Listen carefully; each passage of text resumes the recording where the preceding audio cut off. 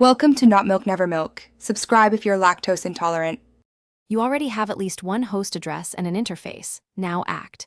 Start by capturing the host IP and subnet mask, then open a terminal with elevated rights. Calculate the network by converting mask to CIDR or use ipcalc. This gives network address and broadcast. Once done, note the interface name and current route so scans use the right adapter.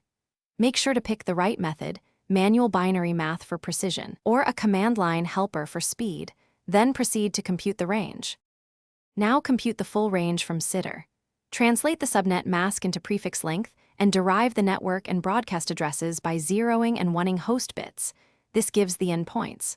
Once done, enumerate usable hosts by listing addresses between network +1 and broadcast -1. Make sure to cross-check with IP or ifconfig output and run ipcalc or a CIDR tool to confirm arithmetic. If you plan discovery, prepare port or ping scans limited to that usable range. Finish by executing a targeted scan of the usable IP range using a safe sweep like ping or nmap sn. This reveals active hosts.